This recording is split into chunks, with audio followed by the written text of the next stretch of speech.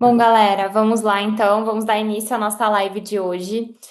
O objetivo dessa live é bem claro, é que todos vocês possam participar e interagir durante toda a discussão.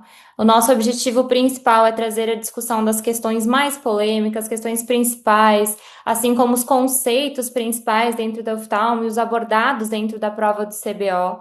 Foi uma prova que gerou um certo desconforto em vários participantes, isso todos os nossos professores vão trazer a visão deles. Tivemos alguns desconfortos em relação a principalmente a questões de instabilidade de internet, de questões de instabilidade de plataforma, que gerou para alguns candidatos uma perda de algumas questões, mas isso é um assunto que também vamos abordar durante a live. O nosso principal objetivo é que vocês realmente sintam-se em casa, conheçam um pouco mais do nosso time. Eu logo vou apresentar todos os nossos professores, os principais integrantes que estão aqui na live. E eu quero que vocês realmente sintam-se muito à vontade em participar, em tirar dúvidas, em esclarecer todas as coisas da melhor forma possível. Nenhuma dúvida ela é em vão, nenhuma dúvida ela é motivo de piada, nenhuma dúvida ela é motivo de constrangimento para ninguém. Então, o conhecimento a gente vai agregando, a gente vai crescendo juntos. Todos aqui já passaram pelo R1, já passaram pelo R2, já passaram pelo R3, então todo mundo já teve dúvidas e nenhuma dúvida ela é básica. Então, sintam-se à vontade a fazer perguntas, a construir o conhecimento e todos nós discutirmos junto para que seja algo realmente que seja enriquecedor para todos vocês. E agora eu vou aproveitar para apresentar o nosso time de professores que está aqui hoje. O Guilherme Nício Novas. Gui, dá uma boa noite aí para a galera. Boa noite, galera. Tudo bem? Tudo bom acompanhar Bom, você? o Gui ele é oftalmologista pela Unifesp. Ele tem seu fellow em catarata adulta e congênita também pela Unifesp, assim como o fellow de cirurgia refrativa, lentes de contato e ceratocone também pela escola. O Fred, dá um oizinho aí, Fred. E aí, galera, boa noite. O Fred, então, ele também tem a sua formação tanto em oftalmologia quanto em catarata e cirurgia refrativa pela escola, colega do Gui, do Glauco, do Rafa, todos eles oriundos também da escola. O Glauco, vocês já conhecem da aula de catarata, da live de inauguração do Oft Pro. Glauco, se apresenta aí rapidinho para o time. Fala pessoal, boa noite, tudo bem? Vamos para cima. O Rafa a gente sempre brinca que é o nosso especialista de tudo. O Rafa tem formação de retina clínica pela USP, retina cirúrgica pelo SUEL, ótica cirúrgica pela escola e córnea refrativa pelo BOS. Bom, galera, tenho certeza que durante a live a gente vai poder construir um conhecimento muito grande, ter discussões muito enriquecedoras. Então a gente conta com a participação de vocês no chat. Fiquem muito à vontade a mandar suas dúvidas, suas perguntas. E vocês vão ver que em alguns momentos da live vai ter esse QR Code. Esse QR Code ele vai redirecionar vocês aos nossos especialistas para caso tenha qualquer dúvida também em relação ao Oft Pro, para que a gente possa sanar e ajudar vocês da melhor forma possível. Então, galera, bora para a live. Vamos começar discussões com a prova teórica 1. Então, Gui, tá contigo. Então, boa noite a todos. A apresentação da Laura já foi suficiente aí, já apresentou todos muito bem. Você que vai passar os slides, ô, Laurinha? Perfeito. Então, assim, falando da Teórica 1, né, a prova com 50 questões, pela análise, assim, é uma prova que seguiu mais ou menos é, o nível de dificuldade dos anos anteriores, né? A prova nos últimos 4 anos tem aumentado bastante de dificuldade, mas a prova teórica 1 é uma prova de base, então é uma prova que não dá muito para fugir de cobrar as decorebas. Então, muitas pessoas às vezes ficam um pouco chateadas com algumas questões, porque são muito específicas, mas é dentro ou você sabe ou você não sabe, então não tem muito que você ficar raciocinando. É questão de ver quem estudou mais, quem ficou lá revendo os temas no final do ano, perto da prova, porque são questões que bate o olho, você sabe ou você não sabe, né? Ou você estudou ou você não estudou. Mas, assim, eu acho que foi uma prova bem compatível com o conhecimento, apesar de ter algumas questões aí mais complicadinhas, uma que eu vou comentar no final, que é uma questão mais polêmica, que talvez dá margem a duas respostas, mas, em termos gerais, foi uma prova muito completa, a prova teórica 1. Eu vou mostrar, assim, algumas questões aqui que eu separei, que são bem características dessa prova. Então, assim, a primeira questão que eu vou mostrar é uma questão que mostra que, de fato, a prova, ela cobra conhecimentos que são importantes para o médico que se forma como residente de oftalmologia. Então, assim, é uma questão aqui de glaucoma, questão básica, que mostra, que pergunta o que que seria a pressão-alvo, né? Que é um conceito bastante comum e que muita gente, às vezes, cai na pegadinha de achar que é a resposta B aqui, que seria a resposta certa, né? Que é falar assim, se a pressão for abaixo de 21, abaixo de 20, a pressão é normal. Isso é um erro muito comum, né? Nos alunos aí que estão, que ainda não estão estudando direito, que ainda não fazem, não fizeram as aulas com a gente aqui no IPM Pro, que o valor de pressão absoluto para efeito de acompanhamento de glaucoma, ele significa pouco se você não coloca em consideração o contexto dos exames que o paciente tem. Então, a alternativa correta é que seria a alternativa C, que é uma pressão que não tem um valor absoluto. A pressão é de acordo com cada paciente, baseado nos exames que ele fez, campo visual, OCT, a retinografia, e a pressão que aquele paciente tem, a partir do qual o médico infere que não está mais tendo a progressão da perda visual. E não perda só de acuidade visual, né? Mas perda de campo visual, perda de função visual como um todo, que a questão coloca muito bem aqui. Então, não tem um valor absoluto, aquele valor é a pressão-alvo, abaixo de 21, o paciente está sofrendo algum dano? Não. Cada paciente vai ter um valor. Às vezes, o paciente com pressão de 14 pode ser uma pressão alta para aquele paciente que está ainda tendo dano glaucomatoso. Então, aquela não é a pressão-alvo. Entendeu? Então, isso vai ser baseado é, de acordo com os exames que o paciente vem fazendo e a progressão que ele vai tendo ou não do glaucoma. Então, a pressão-alvo seria isso. Não tem um valor estanque, certo? Gui, só É, para adicionar aí, eu acho pode que falar que eu tem, vou tem uma pegar regrinha que todo mundo acaba ouvindo durante a residência também, que é aquela 12, 14 e 18, né? O paciente mais grave tem que ficar abaixo de 12, o moderado abaixo de 14 e o 18 abaixo o leve, né? Abaixo de 18. Mas também isso às vezes induz a erro de assim, você chegou na pressão de 12 para um paciente avançado, então beleza, volta daqui 6 meses, tranquilo. E aí é onde o problema acontece. Então, principalmente os glaucomas de pressão normal, que tendem a progredir, né, mesmo com pressões baixíssimas, de 10, 9, ou aqueles glaucomas avançados, que já pegam visão central, etc. Não é o que o Gui falou, não tem número absoluto. Tem que fazer exame seriado, pedir para fazer campo visual 4 vezes por ano e ir acompanhando de pertinho para ter certeza que isso não está piorando. exatamente. Pode passar, Laurinha. Essa é uma outra questão. Claro que eu vou puxar a sardinha para catarata, né? Então eu vou trazer uma questão também que é de ótica cirúrgica. Isso daqui, apesar de ser específico de quem trabalha com ótica cirúrgica, porque quem é que vai implantar mais lente multifocal, lente de alta tecnologia vai ser quem trabalha com ótica cirúrgica, mas isso aqui é uma coisa que dominou a oftalmologia, né? Então, não existe um profissional de córnea, retina, estrabismo, o que for, que não vai lidar com um paciente que tenha presbiopia ou que tenha interesse em fazer cirurgia para remoção da catarata e colocação de uma lente intraocular de tecnologia avançada. Então, isso aqui é uma questão básica também, não é uma questão difícil. A gente, durante o ano, vai entrar bem nesse assunto, explicar mais como é que funciona isso aqui. Mas a pergunta em si é: as lentes intraoculares multifocais possibilitam a formação de múltiplos focos utilizando diferentes princípios ópticos. As lentes multifocais apresentam zonas com diferentes potências, enquanto as multifocais tananã, formam múltiplos focos a partir de estruturas integrais. Então, o que ele quer perguntar aqui, basicamente? Então, as lentes multifocais, as lentes que dão aquela independência do paciente para perto, longe, intermediário, pelo menos prometem isso, elas têm dois princípios básicos que elas podem trabalhar. Não tem como fugir disso. Ou uma lente multifocal ela vai ser difrativa ou ela vai ser refrativa. Assim, predominantemente, né? Porque as difrativas também, elas também têm componente refrativo delas, mas isso é a questão da predominância do princípio óptico. Então, só pode ter esses dois caminhos, certo? E aqui, se a lente for multifocal refrativa, ou seja, se ela tem a lente intraocular tem um tratamento, tem uma lente base e não tem nenhum outro tratamento na ótica, ela vai ser refrativa predominantemente. E aí, ela ser refrativa e dar essa multifocalidade, ela vai ter que ter regiões da própria lente intraocular em que ela tem índices de refração diferentes. Basicamente isso.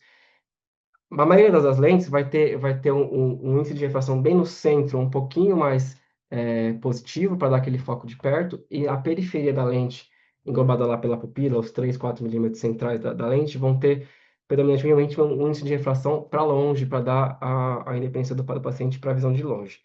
E a lente que é difrativa, ela também vai ter o princípio refrativo na lente base dela, e ela vai ter um tratamento difrativo, um coat difrativo, certo? E aí, esse coat difrativo vai se basear em difração, que é um fenômeno óptico em que a lente atravessa um orifício pequeno, certo? E aí, a difração, a gente vai explicar durante o curso, aí eu começo a ficar um pouco mais complicado de entender, mas a difração, basicamente, ela vai dividir a luz em degraus, né? Em ordens, ordem 0, ordem 1, ordem 2, infinitas ordens.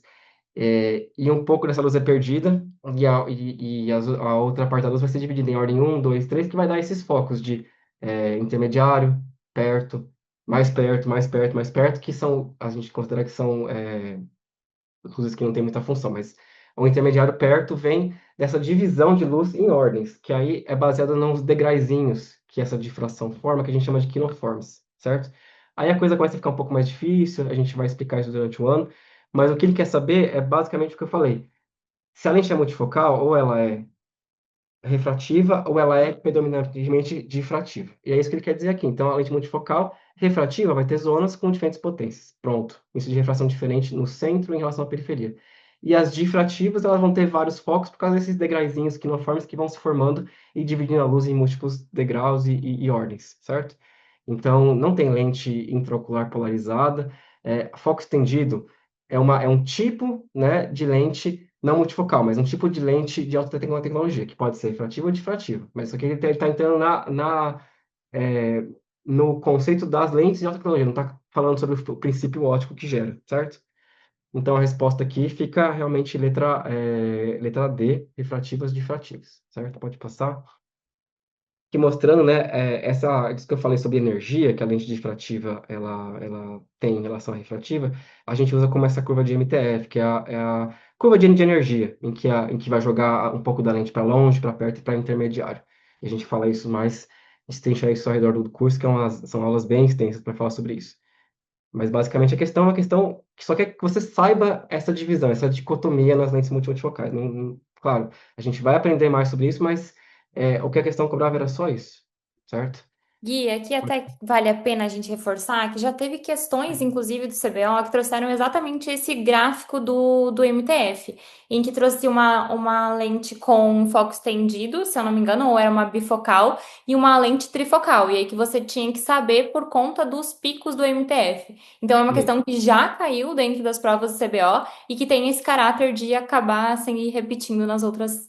nessas Assim como próximas as provas para entrar na residência, né, que a gente começa a ver, a banca tende a aprofundar um pouco mais o conhecimento, porque sabe que os alunos estão estudando mais, que tem vários cursinhos que os alunos vão começando a pegar mais informação. Então, a prova ela quer dificultar, então ela vai começar a entrar nesses conceitos um pouco mais difíceis, que é do especialista, claro que é, mas ela vai querer saber se o aluno está lá curioso, indo atrás dessas inovações. Não precisa saber isso, quanto que a lente tal, da empresa tal, fornece de curva, como é que é essa em comparação a outra marca. A prova não vai entrar nesse mérito, mas aqui é que você tenha uma noção e que você saiba sair dessas enrascadas, essas questões um pouco mais complicadas. Isso vai cair cada vez mais. 2026, 27, 28, não tem como fugir disso, certo? É, Aqui uma outra questão que envolve ali a parte de estrabismo, não é uma área que eu tenho muita afinidade, mas isso o aluno de basquete, o aluno da residência, ele tem que saber um pouco de tudo. Então, assim, aqui essa questão vai cobrar o fenômeno da lei de Sherrington. Essa questão acho que caiu inclusive na prova do PNL aqui, eu fiz também, que é uma questão muito parecida com essa 2 anos atrás. O que ele quer dizer aqui? Que é a lei de Sherrington? Então, já vou direto na resposta, mas depois eu vou explicar as outras. Então, a lei de Sherrington é basicamente a inervação, é, a lei de inervação recíproca. Então, que é quando o músculo agonista está agindo, o antagonista ele vai ter que ser suprimido, porque não faz sentido, né, você inervar o músculo agonista junto com o antagonista, porque você está fazendo duas funções contrárias ao mesmo tempo e não vai acontecer nada. Então, é uma lei que ela mostra que a estimulação de um vai inibir ao mesmo tempo e vai relaxar o outro músculo que faz a ação contrária. Basicamente isso. Então, ele quer dificultar um pouquinho aqui, que ao invés de mostrar a motilidade ocular extrínseca, ele fala sobre abertura e fechamento ocular. Então, ele vai lá, a contração bilateral do músculo orbicular, que é o que vai fechar o olho, é acompanhada pelo relaxamento bilateral do músculo frontal, que é o que faz a gente ficar com o olho esbugalhado. Então ele só fugiu um pouco do que a gente está acostumado a aprender, que é de falar dos músculos reto medial, reto lateral. Ele fugiu um pouco nesse sentido, mas a lei vale a mesma coisa. Então, se eu vou é, eu vou acionar o músculo agonista, eu tenho que, ao mesmo tempo, relaxar o músculo antagonista, certo? A alternativa de cima, a C. A contração bilateral forçada e sustentada do músculo orbicular é acompanhada pela contração bilateral do reto superior, provocando a rotação dos olhos para cima. Isso aqui é basicamente a Bell, né? Então, quando você fecha o olho sobe. Quando você usa o orbicular para fechar o olho, o seu olho sobe. Isso aqui é uma coisa que atrapalha muita gente em cirurgia de catarata, né? E ele aqui só quer confundir, isso aqui não tem nada a ver com lei de Sherrington, certo? É, a letra B, a contração do músculo reto superior direito, acompanhada pelo relaxamento do músculo oblíquo inferior esquerdo. Isso aqui nem acontece, então, assim, isso aqui é só para encher linguiça, criar uma alternativa que não tem nenhuma função, certo?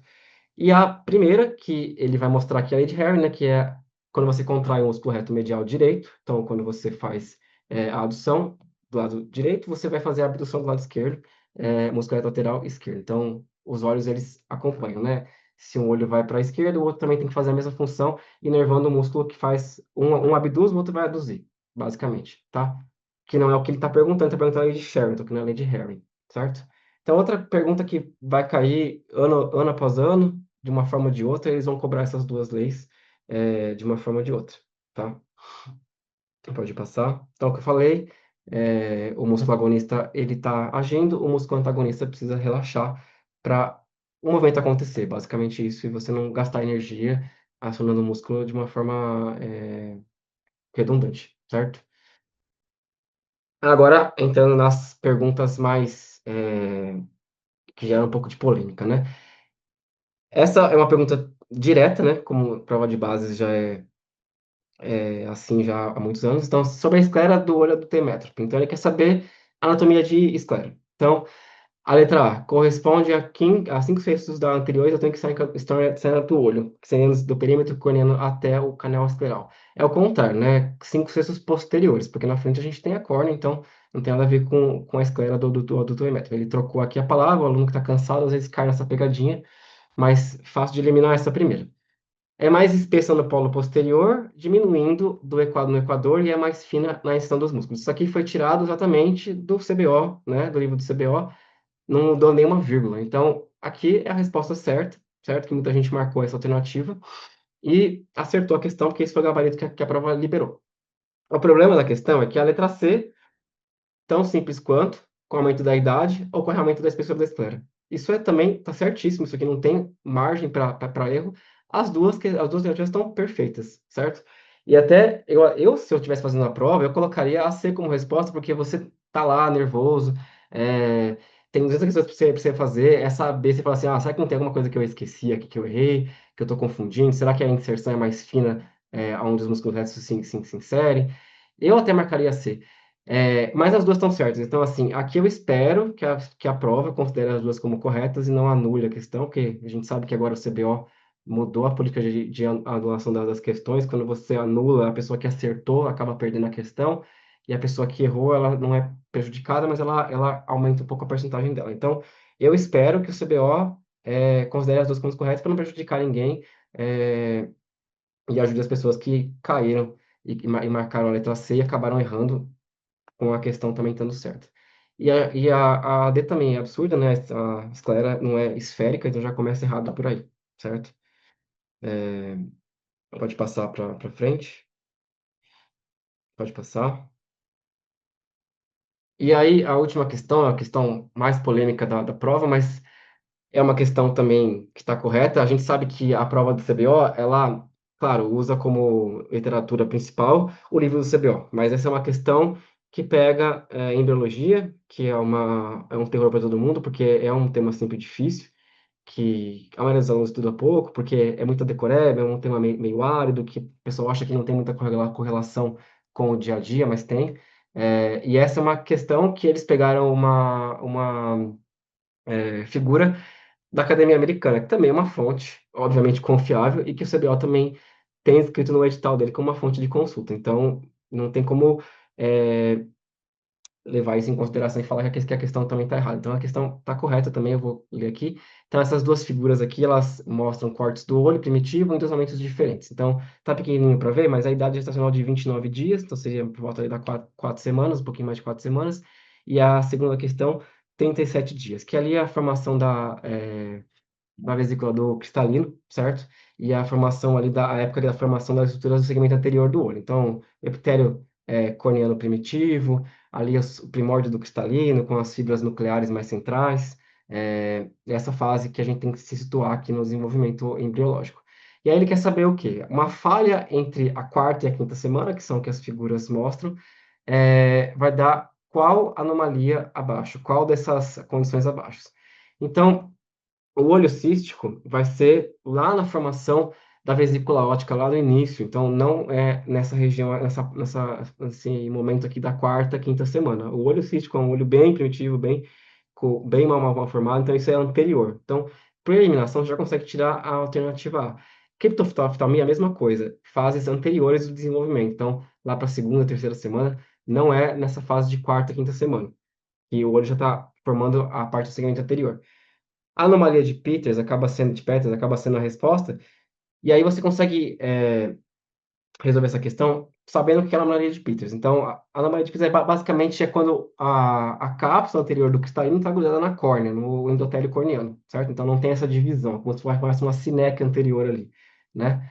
E como essa fase aqui, quarta, quinta semana, é justamente a fase em que se forma o cristalino, as primeiras células do cristalino e o epitélio corneano o segmento anterior, vai ser nessa fase que vai estar não tendo essa junção, né, essa disjunção entre essas duas estruturas, e aí vai causar o anomalia de Peters. Então, se tiver uma falha aqui, isso aqui já vai acontecer, certo?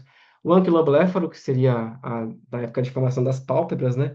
Então, isso aqui é por volta da sétima, oitava semana. Então, a gente tem que lembrar que as pálpebras, primeiro elas se separam, depois elas se juntam, depois elas se separam de novo, né? E isso tudo ali na sétima, oitava, nona semana, no máximo. Quando elas se separam no início, é, vai ter alguns fenômenos de formação. Quando elas se juntam, começa a formar as glândulas de secreção de lágrimas, glândulas lacrimais e tal, e depois separa de novo. Então, isso aqui é posterior à anomalia, ao momento da quarta, quinta semana, que é onde a anomalia de Peters vai acontecer. Então, você consegue, só sabendo que é a anomalia de Peters, só sabendo basicamente que é uma opacidade corneana, que problemas ali na formação do segmento anterior, você já consegue marcar a alternativa certa, porque é entre quarta e quinta semana. O resto, por eliminação, você consegue tirar, certo? Criptoftalmia e o anquiloblefaro são depois da sétima ou oitava semana, certo? Que estão relacionados com a formação da pálpebra, e o olho cístico é lá no início, quando está se formando a vesícula óptica, certo? Acho que tem mais uma figura pela frente. Aqui só mostrando exatamente que esse período quarta e quinta semana é quando vai começar a separar ali córnea, né, de cápsula anterior do cristalino, e é justamente onde, se acontecer um problema, você vai ter não só a anomalia de Peters, mas uma delas, a anomalia de Peters, vai ser uma das doenças que vão acometer nessa fase do desenvolvimento embriológico, certo? Então é uma questão difícil, porque é uma questão de biologia, né, todo mundo foge dessa parte, mas é uma questão que está completamente correta, apesar de usar uma fonte da Academia Americana, mas isso não exime nem um pouco o examinador de poder fazer isso, porque é uma fonte totalmente confiável e tida como literatura mundial, certo? Alguma dúvida de vocês aí, quem está no chat acompanhando, alguma questão da prova teórica 1 que vocês também tenham tido dúvida ou querem algum comentário? Ou essas questões que eu discuti, alguma outra alternativa com dúvida, alguma outra questão que vocês queiram levantar? Eu Galera, vejo. podem ficar bem à vontade, viu? Teoricon foi mais puxado esse ano, eu achei, olhando com as outras. E padrão do CBO, né? Há 3 anos vem aumentando a dificuldade. Ainda bem que a gente fez a prova faz um tempinho já. Ah, bem, verdade. Bom, agora dando sequência, então, vamos discutir um pouco da prova teórico-prática, a segunda prova da manhã. E agora, para dar sequência e para guiar a gente nesse raciocínio, Rafa, pode continuar. Vamos lá, galera. Essa parte da prova, eu acho que é uma parte mais que eu gostava mais de fazer, né? Porque geralmente tem algumas figuras, tem coisas do dia a dia, e não fica tanto naquela questão mais maçante, assim, de decoreba, de rodapé de página. Então vamos ver essa questão aí, por exemplo. Então ele pergunta o seguinte, ó. Qual dos materiais apresentados a seguir mais se relaciona com a condição evidenciada na imagem? Passa para frente, por favor, Laura. Então aqui a gente vai ter que fazer uma certa divisão. Só um, exatamente. Aqui eu coloquei para vocês o que que a questão pode te confundir. Então, na imagem que ele mostrou lá, o que que é isso que está apresentando? Isso é uma opacidade da lente? Isso é uma opacidade da cápsula? Ou isso é um glistening? Então, essa é a questão. Eu coloquei aqui para vocês, ó, no meio, essa imagem que eu coloquei, isso é uma opacidade da lente. Vocês veem que é bem diferente da imagem que ele mostrou. Mais para o canto ali, inclusive foi uma cirurgia que eu fiz essa semana, foi o explante da lente opacificada. Então, quando a lente em si está opacificada, ela fica totalmente branca, o corpo da lente totalmente branco. No corte óptico que ele mostrou na questão, o corpo da lente não está branco.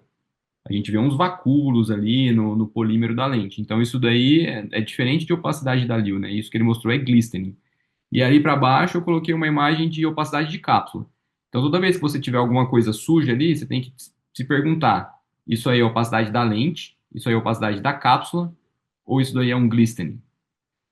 Porque isso aí vai mudar também em relação a qual material da lente que produz mais esse efeito. Então, mais comum no nosso dia a dia, na verdade, ainda mais em serviço de SUS, é a gente ver a opacidade da lente. E a gente relaciona isso com o material de acrílico hidrofílico, que é o acrílico que mais opacifica. Então, às vezes o aluno meio afoito, a hora que ele olha ali uma coisa parecendo uma sujeira, ele já vai direto ali no acrílico hidrofílico. Só que o acrílico hidrofílico é a opacidade da Lil e não glistening. E aqui o que ele mostrou é glistening. Então, a resposta certa aqui é o acrílico hidrofóbico. Pode passar.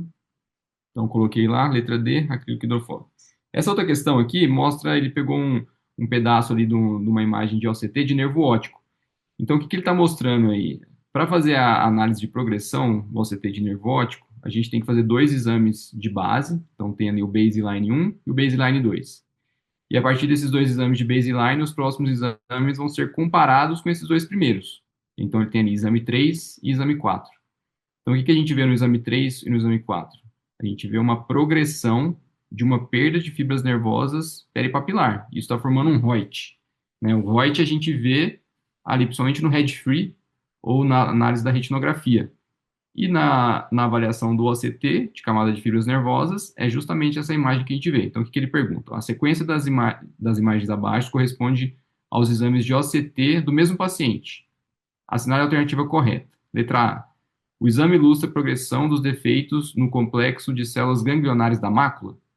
Não, né? Aqui não está mostrando a mácula, né? Ele está mostrando o nervo óptico, a camada de fibras nervosas peripapilar, e não está avaliando as células ganglionares da mácula.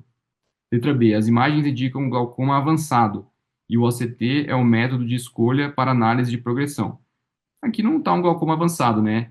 Essa imagem em ampulheta que a gente vê, né, a quantidade de fibras nervosas, ela aparece ali em vermelho, né? Naquela imagem de cima em azul e parece uma ampulheta. Então a gente vê que tem bastante fibra nervosa, então não é um glaucoma avançado. Letra C. As imagens mostram perda progressiva da espessura da camada de fibras nervosas na retina peripapilar na região temporal inferior. Sim, é exatamente isso, que é uma das regiões mais afetadas pela neuropatia glaucomatosa. Então, é uma região típica de defeito, e a gente vê a progressão do defeito na imagem ali inferior, a gente vê que ele estava amarelo, depois ele fica vermelho, que é uma comparação com um banco de dados. Então, está havendo, de fato, uma progressão.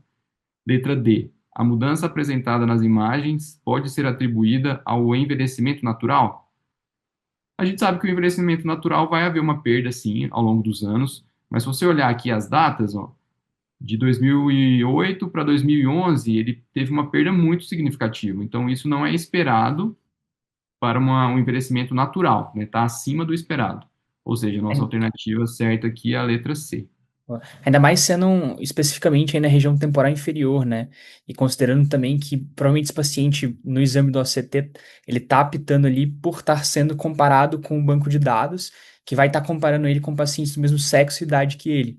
Então a gente sabe que isso provavelmente é um desvio do que era o natural de ocorrer em pacientes semelhantes da mesma idade. Justo. Muito bem. Então, resposta ali, eu coloquei essa imagem aqui de um head free, que a gente está vendo um Reut ali na região temporal inferior, que é aquela região mais sensível ali de afecção glaucomatosa, né? Então, a gente vê na imagem de fundo de olho e a representação na imagem do OCT. Muito bem.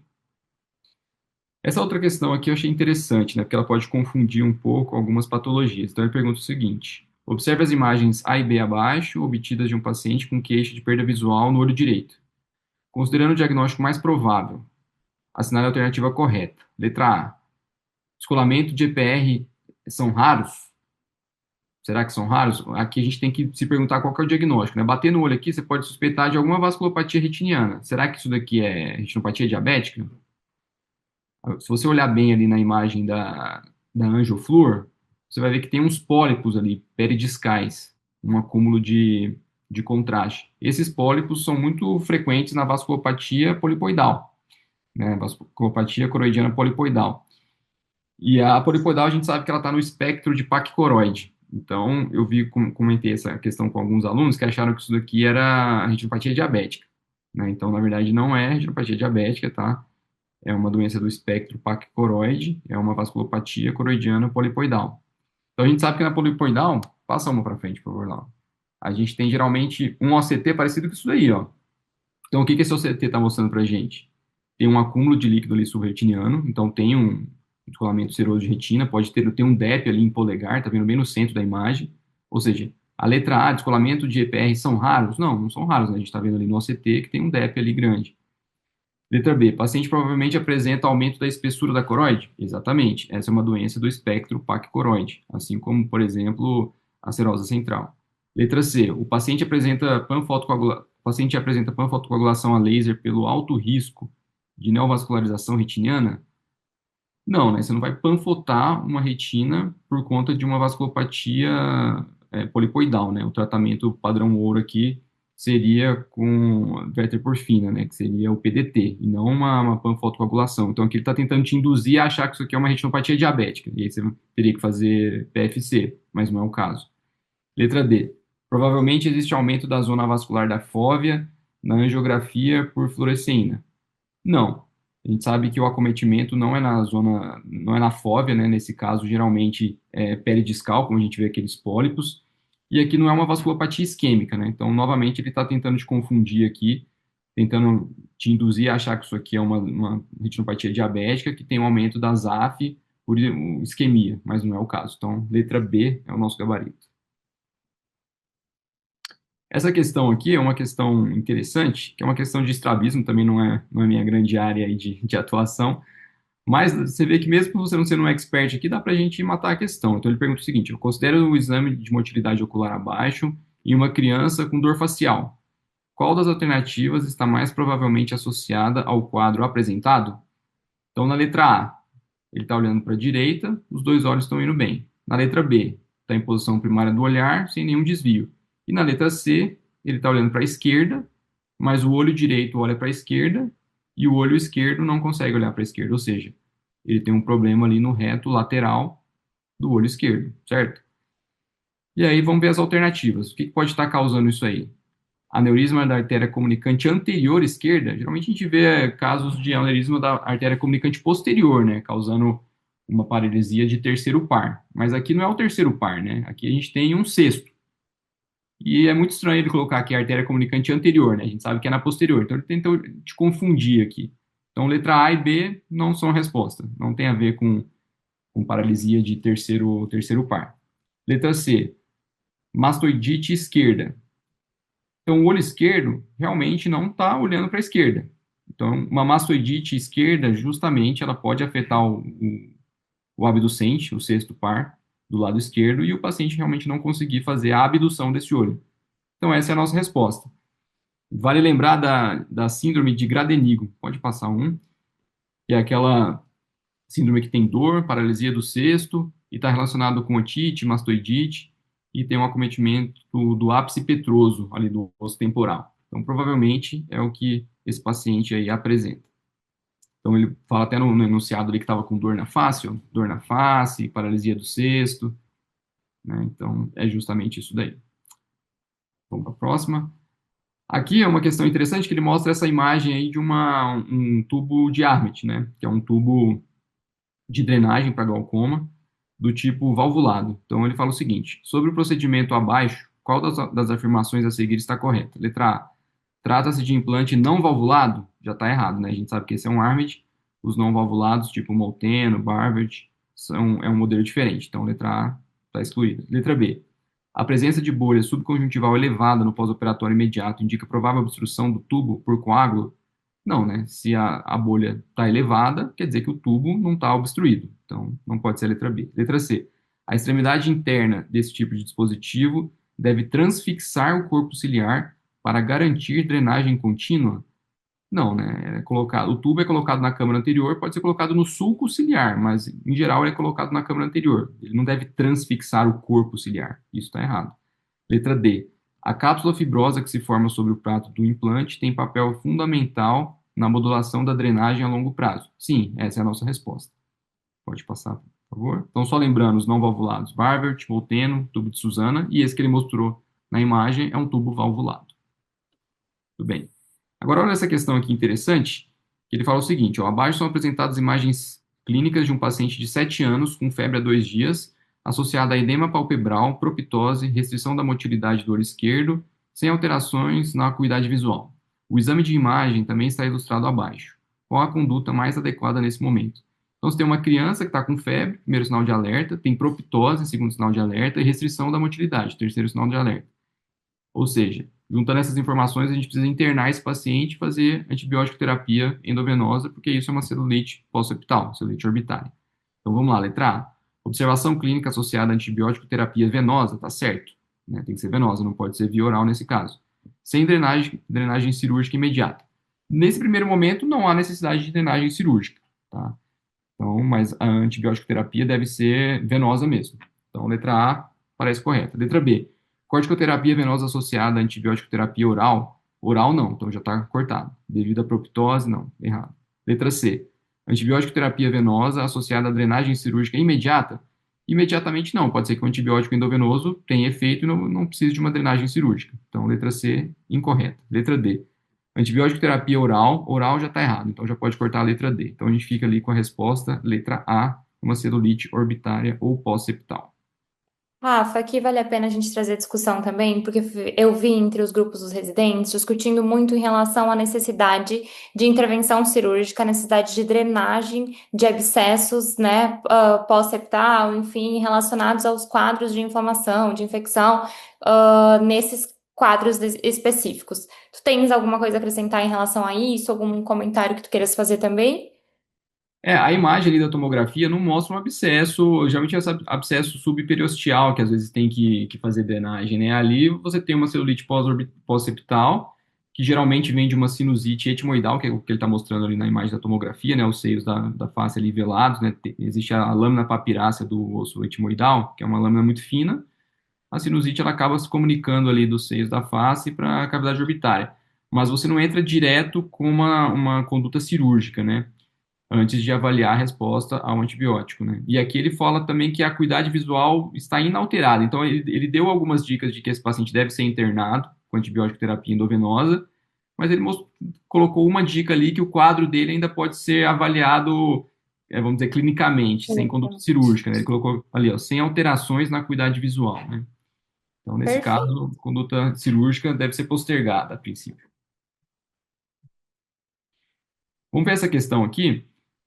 É uma questão do dia a dia, agora que está mais em moda, né, os MIGs. Então, ele coloca o seguinte: as imagens ilustram uma técnica de cirurgia de glaucoma minimamente invasiva. Sobre o procedimento realizado, é correto afirmar. Então, aqui ele está mostrando o KDB, né, que é esse Dual Blade, é o Kahook. O Kahook é o nome, né, do inventor. Então, esse dispositivo, para fazer uma MIGS angular, o cirurgião ele introduz ali no trabeculado e ele faz a excisão. Então, é realmente uma excisão desse tecido da malha trabecular para fazer a comunicação da câmara anterior com o canal de Tilem. Então, esse é o objetivo do Kahook, certo? Então, vamos lá, letra A. É contraindicado em olhos pseudofásicos com glaucoma pigmentar? Não, né? Olhos pseudofásicos seria melhor ainda, né? Porque você não tem risco de tocar o cristalino e tudo mais. Então, você pode fazer tanto em olhos fásicos ou pseudofásicos em pseudofásicos é até melhor, né? A técnica cirúrgica fica um pouco mais fácil. Então, essa não é a resposta. Letra B. Consiste na remoção setorial da malha trabecular, facilitando o escoamento do muracoso para o canal de Schlemm? É exatamente isso. Você faz uma excisão, você retira aquilo, fazendo um corte, né? Esse instrumento ele tem duas lâminas que cortam essa malha trabecular e faz a comunicação. Então, letra B é a nossa resposta. Letra C. Consiste na implantação de um dispositivo trabecular com liberação controlada de fármaco hipotensor? Não, não é um implante, né? É feito um corte. Então, letra C não é a resposta. Letra D. Consiste na criação de uma fístula com formação de bolha subconjuntival? Não, aqui ele tentou fazer uma analogia ali com talvez o Preserflow, com algum dispositivo que cria uma bolha, mas aqui não é uma MIGS de criação de bleb, né? Não é uma criação de bolha, é uma comunicação. Então, letra D também está excluída, a gente fica com a letra B de bola, do Rafa, carro. só para complementar aí, uma curiosidade, eu gosto de trazer essas coisas. O primeiro é que o Kahu, que é um grande nome, né, do glaucoma, reza a lenda que ele estava, na verdade, querendo tirar a malha trabecular para conseguir estudar, né, as células ali, porque quando a gente faz, não sei se vocês já viram a cirurgia, nas aulas a gente vai mostrar isso, de fato fica o strip ali que eles chamam, né, o fiozinho do trabeculado. E aí você consegue simplesmente tirar isso do olho e colocar para estudar, para histologia, etc. E aí ele viu que estava baixando até mais do que a goniotomia tradicional que se fazia há muito tempo atrás, foi um procedimento abandonado. Então, virou um tratamento, um negócio que era para ser de diagnóstico.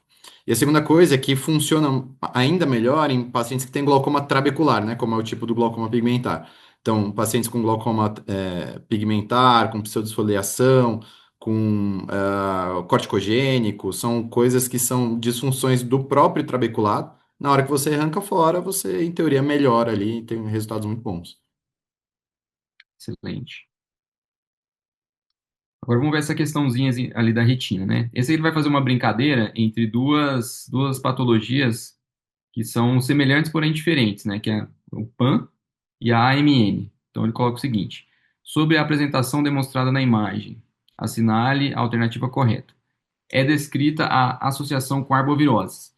Então, sim, gente, essa é uma informação que às vezes não está muito difundida, mas a gente viu isso até na época do Covid, chikungunya, dengue. Então, muitos pacientes que tiveram esse tipo de virose tiveram essa apresentação ali do OCT. Esse, no caso, é uma AMN, tá? Que é Acute Macular Neuroretinopathy, né? Que é a neuroretinopatia macular aguda. A gente vê que tem essa hiperrefletividade nas camadas mais externas da retina, que é uma alteração da vasculatura ali da corocapilar, que faz a irrigação dessa região. E o contraponto disso aí seria a PAN, né? Que tem uma imagem semelhante, porém nas camadas mais internas da retina, nas camadas médias, né? E não tem uma relação tão direta com arbovirose ou infecções virais. Tem mais relação com vasculopatias retinianas, diabetes, etc.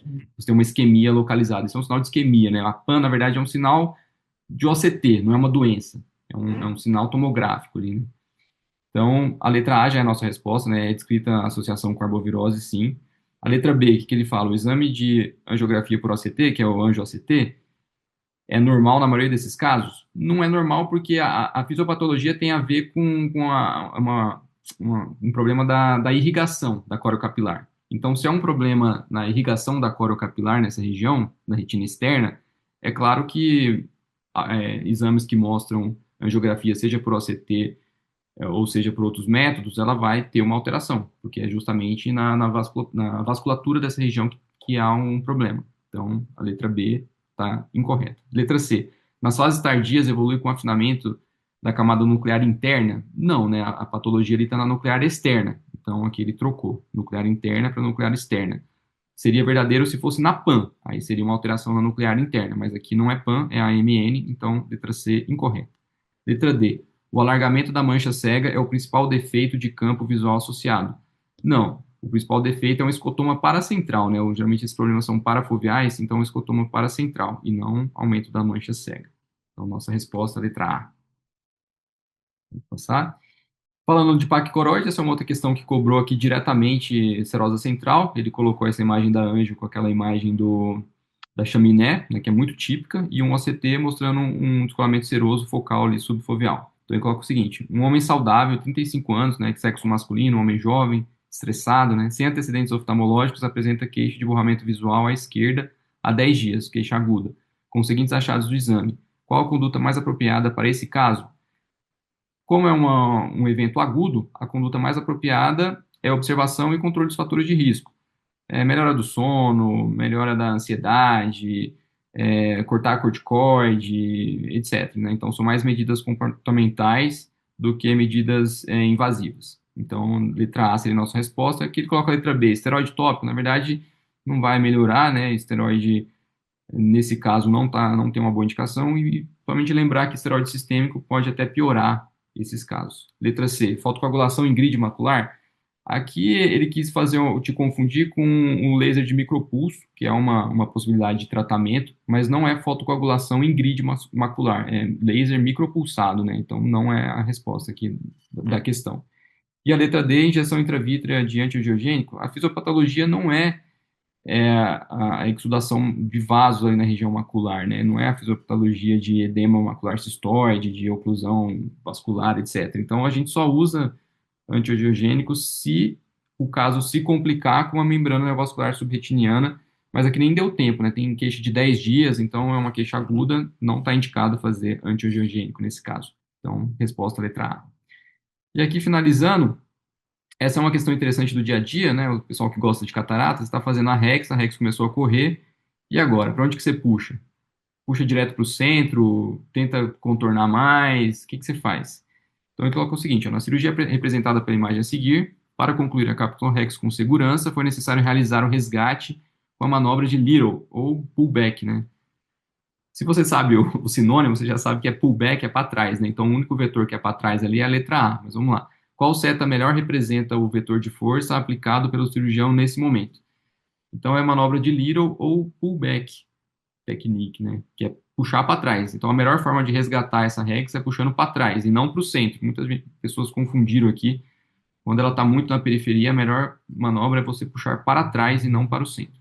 Tá? Então, a resposta aqui, letra A, manobra de Little.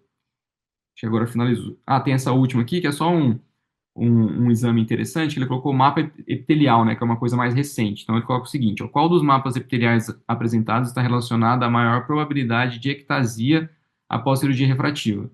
Então, quando você vai fazer uma triagem de cirurgia refrativa, você quer saber se aquela córnea tem algum indício de cone, ou alguma coisa que sugira um ceratocone. E aí você contraindicaria a refrativa. Nesses mapas epiteliais, o que tem uma relação com o ceratocone? Então, o ceratocone a gente sabe que a gente tem um encurvamento paracentral inferior associado com afinamento do epitélio na região de maior encurvamento. Então, desses mapas aqui, A, B, C e D, qual que tem um afinamento do epitélio na região paracentral inferior, que é típico de ceratocone? Só pode ser a letra D, né?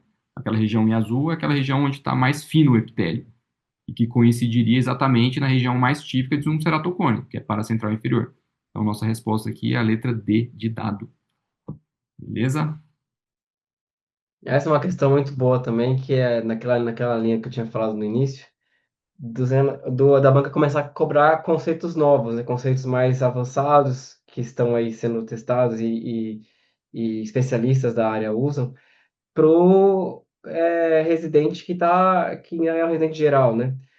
Isso aqui, provavelmente o que o cara queria confundir é a questão das cores, né? Porque a gente normalmente, quando pega os 4 mapas refrativos, que muita gente vê na residência, você vai ver o vermelhinho ali associado com o ceratocone, a região de maior curvatura da córnea. Todo mundo aqui vai na letra C e fala assim, esse aqui é o ceratocone, eu vou marcar aqui. Isso aqui, o conceito aqui é diferente, né? Mapa epitelial, não está falando de curvatura anterior da córnea, nem de dioptria. Então, o que o Rafa falou perfeitamente aí, a região em que o epitélio está mais afinado, que é a região paracentral inferior, é justamente onde tem correlação com aonde o ceratocone, né, que a gente tem o ceratocone inferior, é mais comum. Então, essa questão aqui, o cara queria justamente que você marcasse C e errasse com classe, né? Então, é uma questão que você tem que estar estudando, porque isso aqui é uma coisa que a gente usa nos ambulatórios, a maioria dos cirurgiões tem anterior já faz uso desse mapas epiteliais, e a prova vai começar a cobrar isso aí todo ano, de uma forma assim cada vez mais contundente. Perfeito, Gui, perfeito, Rafa. Rafa, muito obrigada por todo o conhecimento que tu agregou em todas as questões. Com certeza ajudou muita gente no raciocínio diferente em cada uma delas, porque realmente aquilo que você falou, na hora que o Gui também falou, na hora da prova, bate o nervosismo e você erra questões básicas, você erra conhecimento que você já tem por causa de uma falta de conseguir raciocinar, de ter aquela clareza, aquela oxigenação cerebral de ver que é tão. Tá na nossa cara mesmo e a gente acaba tentando ver pelo em casca de ovo e indo para outra alternativa. Então, Rafa, muito obrigada. Foi demais a contribuição. Tenho certeza que a galera deve ter gostado demais. E, gente, se vocês tiverem qualquer dúvida, mandem no chat. Se quiserem levantar a mão para perguntar, para falar alguma coisa, podem agregar também, tá? Alguém mandou uma mensagem no chat? Não, só agradecimento. Perfeito. Vamos dar sequência então. Agora a gente vai conversar e discutir sobre a prova teórica 2. Prova também cansativa. Você já fez duas provas de 50 questões, uma delas começando com bases, começando com um assunto que precisa de decoreba, precisa você queimar neurônio, segue com aquelas imagens, aí vem um almoço que você já se ferrou nas duas provas da manhã, você só quer comer, aí você come um monte, aí dá sono e ainda você tem mais uma prova de 100 questões para fazer à tarde. Então entra naquele ritmo cansativo, mas vamos com calma, que agora o Glauco e o Fred vão dar aquela revisada especial pra gente em relação a esses assuntos. Bora, Fred? Bora. Bom, é isso daí, gente. A prova teórica 2 ela acaba pegando mais essa parte clínica, então, eventualmente a gente pode ter algumas coisas que a gente viu na residência, que a gente viu no dia a dia mesmo, e ter uma aplicação prática aí na hora da prova, ajudar a gente a lembrar de alguma questão. Isso é bom, né? Mas acaba também.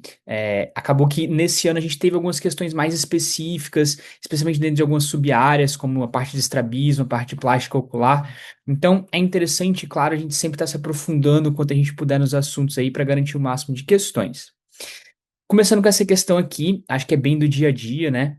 Sobre o prisma de Risley presente no foróptero de Grins. Assinale a alternativa correta.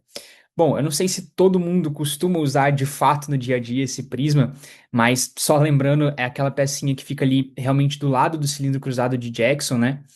E a gente pode ter vários usos para esse tipo de prisma. A gente pode utilizar ele para poder testar alguns estrabismos, e especialmente o que é do dia a dia seria a gente fazer o teste do balanço refratométrico, né? Buscando equilibrar a acomodação ali entre os olhos na hora de fazer o nosso exame refracional. Bom, então, letra A. Ele fica ao lado do cilindro cruzado de Jackson, de fato, a gente pode ver, e sua função é avaliar a acomodação para perto. Não, essa parte está errada. Se falasse que é avaliar a acomodação entre os olhos, fazer o balanço acomodativo entre os olhos, aí sim essa alternativa estaria perfeita. É limitada a avaliação de divergência horizontal, não sendo habitualmente usado para investigar desequilíbrios verticais. Bom, acredito que todo mundo já tenha eventualmente mexido nessa rodinha que tem ali e de fato ela dá um 360, então a gente consegue realmente avaliar outros estrabismos que não só o horizontal, né? Então ele avalia também desvios verticais, desvios oblíquos. É um acessório que deve ser utilizado no exame monocular e com cicloplegia, tanto na avaliação desses estrabismos, né, e dessas diplopias binoculares, quanto a avaliação do balanço acomodativo, a gente vai estar usando os dois olhos, né? Então não se trata do exame monocular. E a gente fica então com a alternativa correta, que o prisma de Risley ele é formado por dois prismas rotatórios que permitem variar a potência resultante de 0 até cerca de 20 dioptrias prismáticas. E talvez muita gente tenha acertado essa questão pensando que a gente tem os dois olhos ali e um prismazinho em cada um deles, né?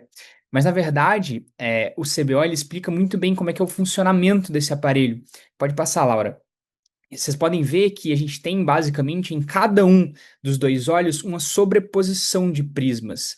Então, quando a gente está rodando essa engrenagemzinha que tem, dá para ver ali na imagem de cima, e variando a posição dessa setinha, o que a gente está fazendo é rodando um desses dois prismas. A gente pode rodar eles de forma que fique semelhante a esse primeiro desenho, onde os prismas estão se anulando, até uma potência máxima, onde os dois estão se somando o máximo possível, que seria essa terceira imagem, atingindo aí normalmente até um desvio ali de 20 dioptrias prismáticas, como tem na foto do aparelho. Bom, passando para a próxima. Quais dos achados abaixo, respectivamente, a fundoscopia e a ressonância magnética de encéfalo, nas sequências T2 e FLAIR, seriam os mais esperados para a doença associada ao anticorpo antiglicoproteína da mielina de oligodendrócito IgG anti-MOG? Falando dessa doença aqui, que a gente normalmente, para resumir, a gente chama de MOGAD, tá? É, a gente tem que lembrar principalmente em qual espectro de doenças ela se encaixa.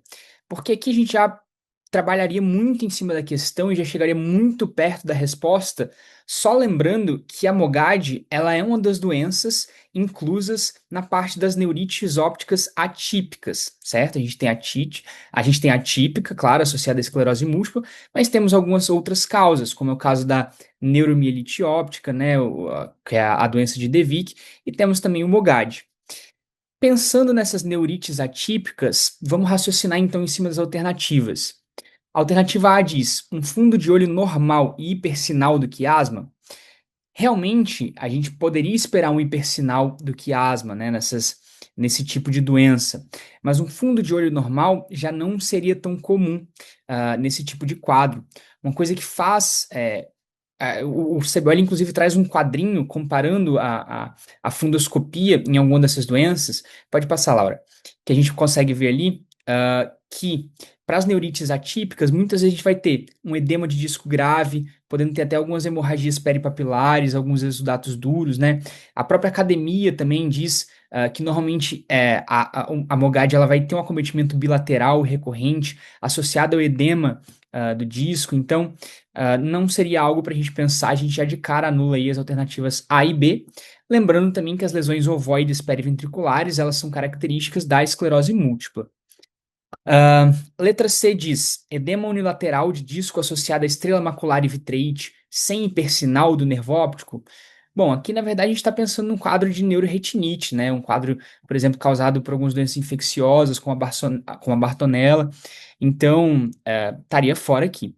E a letra D, que é a nossa correta, a gente pensa na MOGAD quando a gente tem, por exemplo, um edema bilateral de disco associado a uma perineurite e hipersinal longitudinalmente extenso do nervo óptico. A academia traz, por exemplo, essa tabela que a gente consegue ver que o acometimento dessa doença, ali, né, o brilho, o realce do nervo óptico na ressonância, ele normalmente vai demonstrar um acometimento longo e até mesmo um acometimento de estruturas perineurais ali, certo? Diferenciando ela da neurite óptica idiopática associada à esclerose múltipla. Outra questão que eu achei interessante também na prova foi essa daqui. Um paciente com anisocoria que piora ao claro, pupila maior à direita, foi submetido ao teste de pilocarpina diluída a 0,125% sem resposta ao colírio e em seguida ao teste de pilocarpina a 1%, apresentando a contração pupilar do lado direito. Qual etiologia poderia melhor explicar tal doença farmacológica? Então aqui a gente está pensando num quadro de anisocoria, né, em que o olho acometido é aquele que está em midríase. Então, de cara, a gente já consegue descartar a alternativa C, por exemplo, como o tumor de Pancoast, já que essa doença, na verdade, ela está associada à síndrome de Horner, né? A letra D, a gente também consegue descartar com certa facilidade, lembrando que a midríase farmacológica, especialmente quando associada a um agente anticolinérgico, como é o caso da atropina, ela não vai responder ao teste farmacológico com pilocarpina 1%, né?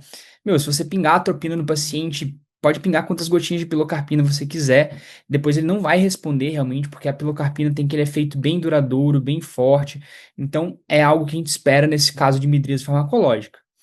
A questão poderia gerar alguma dúvida entre a alternativa A e B, e de fato gerou em muitos alunos, né? Até porque o próprio CBO, olha o que ele traz sobre a paralisia de terceiro nervo.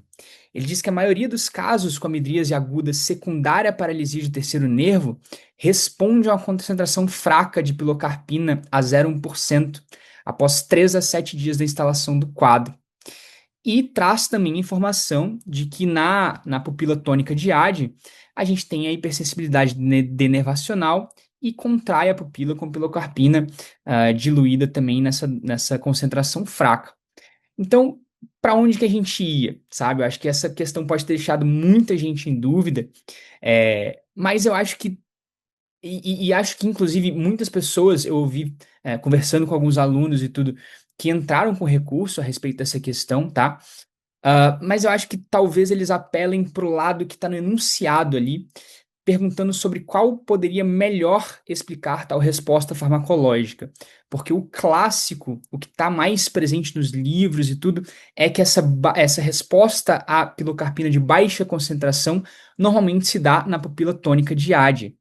O próprio CBO, inclusive, traz esse mapa mental aí, esse fluxograma, mostrando que quando a gente faz o teste com pilocarpina 0,125%, se a pupila contrair, a gente pensa em pupila tônica. Se não, ela dá ali no teste da pilocarpina não diluída, que se houver contração, a gente consideraria então a paralisia do terceiro nervo. Então, considerando essa palavra melhor que foi trazida pelo enunciado, a banca acabou considerando como correta a alternativa B para ela. Teve um monte de questões dessa prova do CBO, em todas elas, na teórica e prática, que tinham isso, assim, né? Qual é a melhor alternativa? Então, você poderia considerar uma, duas, mas se você brigar com gabarito, aí você vai Sim, perder a questão. exato. Um detalhe que eu achei interessante também é que, tipo, o próprio CBO coloca a maioria dos casos de paralisia de terceiro nervo tem essa resposta à pilocarpina fraca. Enquanto fala, a pupila tônica tem resposta. Como se fosse algo, tipo, até meio óbvio, assim, sabe? Eu fui ver na academia e eles dizem a mesma coisa, inclusive. Eles dizem que 2/3 dos pacientes com a paralisia de terceiro nervo vão ter essa hipersensibilidade denervacional e fala da pupila de Adye como tendo essa resposta como parte do quadro. Qual das condições abaixo apresenta indicação mais precisa para o tratamento com colírio derivado do soro autólogo? Essa questão eu achei bem interessante a gente trazer, porque assim como a questão do mapa epitelial, por exemplo, que o Rafa sabiamente trouxe, cara, a prova do CBO, se você estudar 100% ali do que é a oftalmologia do generalista, se você souber tudo que um generalista deveria saber, você muito provavelmente vai ser aprovado, tá? Só que a prova do CBO tem se mostrado cada vez mais uma prova que também acompanha as atualizações e os updates em oftalmologia. Então é muito importante a gente estar ligado nesses novos tratamentos, nessas novas ferramentas diagnósticas que têm aparecido em questões cada vez mais, tá? Então a gente consegue ver, por exemplo, nessa aqui, abordando a questão do soro autólogo. Eu acho que tanto o soro autólogo quanto outros tratamentos aí para a recuperação epitelial corneana, como é o caso da insulina, até mesmo o transplante de membrana amniótica, tudo, o recobrimento com membrana amniótica, são coisas que vão tender a aparecer mais aí nos próximos anos, a gente tem que ficar bem esperto nisso, certo? Então vamos às alternativas. A letra A fala como sorautólogo a ceratite de exposição persistente, apesar do uso de colírios lubrificantes após 72 horas de início de paralisia periférica de Bell. Meu, tipo, 72 horas após o início do quadro, não seria a minha primeira hipótese pensar em prescrever um soro autólogo para esse paciente. Acho que existe uma sequência muito grande de tratamentos antes disso, como, por exemplo, a aplicação de algumas pomadas, hidratantes, a oclusão papilar noturna, a câmara úmida mesmo, né, que são coisas que a gente acaba vendo mais na prática.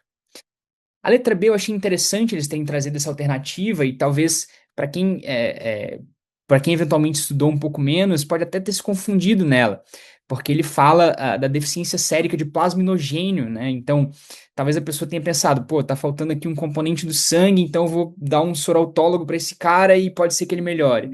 Mas, na verdade, o tratamento desse tipo de conjuntivite lenhosa, né, o soro autólogo não entra como, como parte do arsenal terapêutico. A gente pensaria mesmo no plasminogênio em si e outros tratamentos, como a heparina. A letra C, falando de displasia conjuntival. Aqui realmente não tem muito sentido o soro autólogo, tá? A gente pensa que o soro autólogo ele é uma ferramenta para a cicatrização epitelial, para a recuperação do epitélio, é um soro ali rico em fatores de crescimento que acaba sendo bastante importante para casos de defeito epitelial persistente, como é o caso das úlceras neurotróficas, que aparece aqui para a gente na alternativa D. A úlcera neurotrófica após ceratite por herpes zoster, que não responde à lubrificação ocular. Inclusive, se a gente for consultar aí a última edição do livro do CBO, a gente vê que o soro autólogo, pequenininho, já aparece lá como um tratamento adjuvante, mas para quem está ligado nas atualizações, garantiu essa questão aí. Sobre os casos de infecção ocular herpética em crianças, é correto afirmar. Outra coisa que a gente tem visto nas provas também é essa interface, né, entre a oftalmopediatria e doenças que a gente vê mais comumente em adultos. E ele trouxe aqui essa questão de ceratite herpética em crianças. Uma criança de 5 anos com suspeita de infecção ocular herpética, a pesquisa da sorologia, quando positiva, é de grande utilidade para o diagnóstico de certeza? Aqui a gente já quase que mata a questão, né? Porque a sorologia não é uma ferramenta muito útil assim no diagnóstico da etiologia de um acometimento ocular, para a gente pensar em herpes, pelo menos. Especialmente os anticorpos IgG, que a gente sabe que está presente aí em boa parte da população. Aqui ele vai falar que crianças de 5 anos vão ter esse anticorpo em apenas 5%.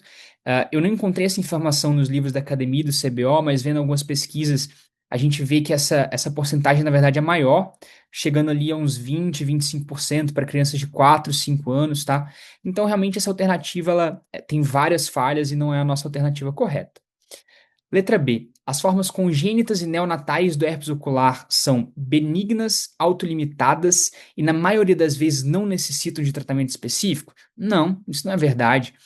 O herpes ocular congênito e neonatal, ele requer um tratamento mandatório, porque ele tem risco de uma evolução mais disseminada, e envolvimento do sistema nervoso central, como consta ali no livro do CBO. Alternativa C. Na forma congênita da infecção, a dosagem de títulos de anticorpos no recém-nascido é pouco útil para o diagnóstico devido à presença dos anticorpos de origem materna na criança? Isso é verdade. A gente tem a passagem de vários anticorpos, inclusive os da herpes aí, para a criança. E a letra D, o herpes vírus do tipo 1 é responsável pela maioria dos casos de infecção ocular congênita. Isso aqui não é verdade. Na verdade, a gente tem mais o HSV do tipo 2, né, já que vai ser ali devido à passagem da criança pelo canal de parto quando a mãe tem infecção ativa. E para fechar, uma questão que foi bastante polêmica na prova desse ano, né, aqui sei que muita gente também acabou enviando recursos sobre essa questão, e na minha opinião, realmente essa é uma questão que cabe recurso, porque ela tem algumas divergências aí que a gente vai ver. Durante a adaptação de óculos, 2 pacientes relatam alterações na percepção de linhas retas conforme as figuras abaixo. Com base nesses achados, assinale a alternativa correta. O que a gente está vendo aqui? Né? O paciente 1, ele apresenta, e então o paciente 2 também, eles apresentam algo que se enquadra ali nos livros do CBO como o que a gente chama de distorção, certo? A distorção, ela pode ser de 2 tipos principais. A gente tem a distorção em contração ou barrilete, como evidenciado aí nessa figura 1. Eu particularmente gosto de pensar nos vértices do quadrado. O que acontece com os vértices do quadrado? Então a gente vê no paciente 1 há uma contração, esses vértices eles se aproximam e é presente em lentes altamente negativas. O contrário do paciente 2, que seria uma distorção em expansão ou crescente. E se a gente traduzir literalmente o termo em inglês que os livros trazem, que é pincushion, a gente também poderia chamar de distorção em almofada de alfinetes, que está presente em lentes altamente positivas, certo? Vamos então para a alternativa A. Ele diz que a primeira lente é positiva e a segunda é negativa. Já por esse estudo que a gente acabou de fazer, essa revisãozinha, a gente confirma que essa alternativa está errada, gente. Inclusive, se a gente vê uma prova do CBO passada, como caiu na prova de 2020, pode passar, por favor? A gente vê que eles já trouxeram uma questão semelhante. E diz aqui, ó, ele está mostrando aqui uma distorção em barrilete, certo? cuja causa foi uma lente altamente negativa.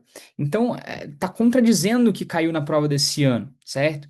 A gente confirma essa informação mais uma vez, se a gente olhar, por exemplo, essa distorção trazida ali pela academia, em que o paciente tem uma lente altamente positiva e gerou uma distorção em expansão. Se a gente olhar para essa tabela aí do ETDRS, com essa lente negativa, o quadrado da tabela faz essa distorção em contração. Esse é um fragmento do livro do CBO também. Então, tudo realmente apontando contra essa alternativa. Letra B. O paciente apresenta distorção em almofada. Almofada a gente viu que seria mais associada à distorção em expansão. Então já está errado. Segunda aberração cromática, também nada a ver aqui nessa questão. C. Ambos os casos correspondem à curvatura de campo, que gera borramento central.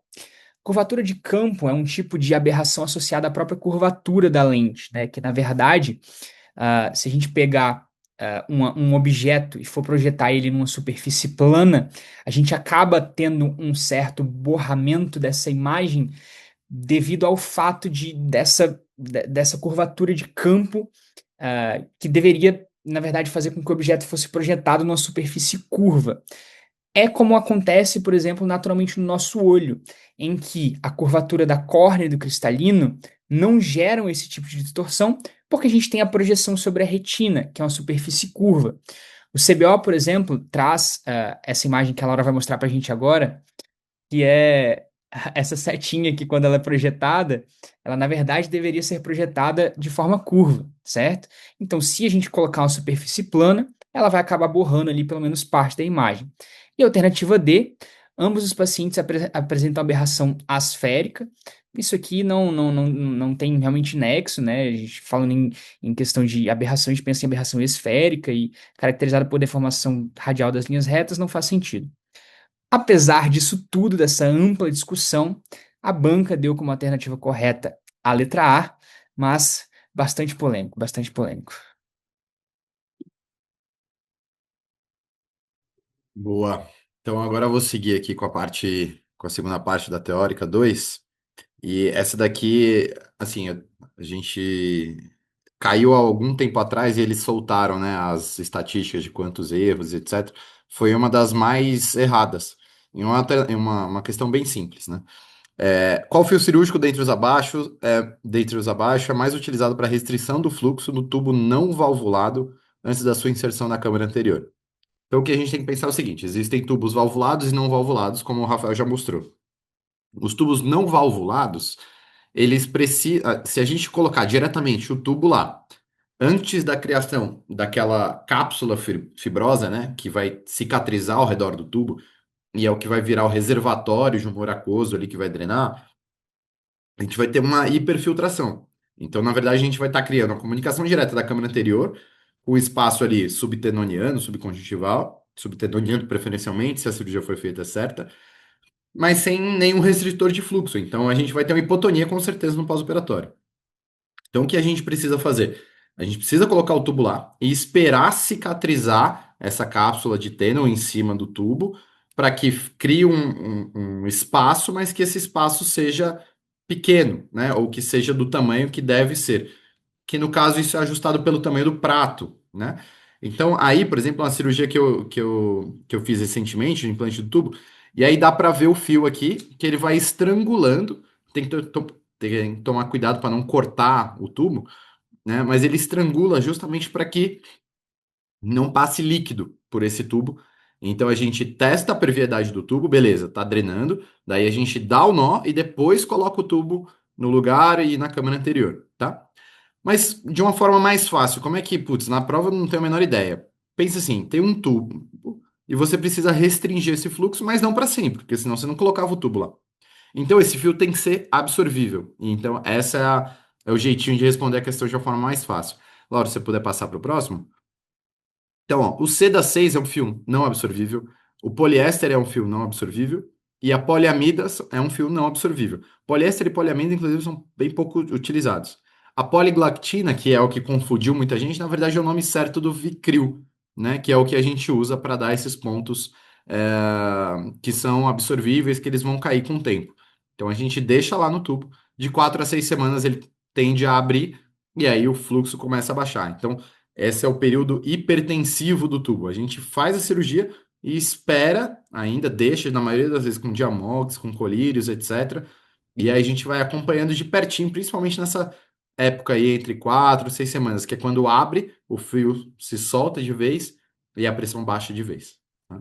Perfeito, até teve provas anteriores, né, Glauco, que eles trouxeram a opção de você marcar qual era o tubo entre aqueles que eles mostravam as imagens, eles mostravam 3 imagens de tubos não valvulados e uma de um tubo valvulado, para você assinalar qual delas que o paciente já estaria hipotenso ou com a pressão menor em relação ao pré-operatório no primeiro dia. E aí Perfeito. era pensando nisso em relação ao fio. Exato.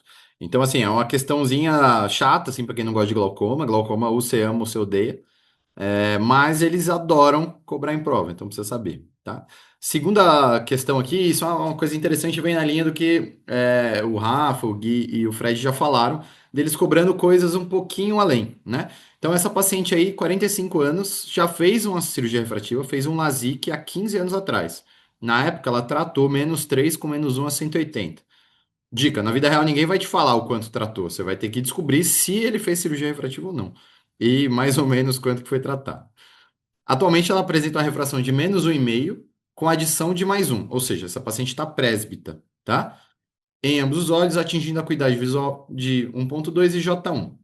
E aí na tomografia de córnea por Scheimpflug, que pode ser o Galilei, pode ser o Pentacam, apresenta um mapa axial com aplanamento central, com um mapa paquimétrico com espessura central mínima de 557, ou seja, ela tinha uma córnea bem grossa, né? Porque ela já tratou e mesmo assim ainda tem uma córnea grossa.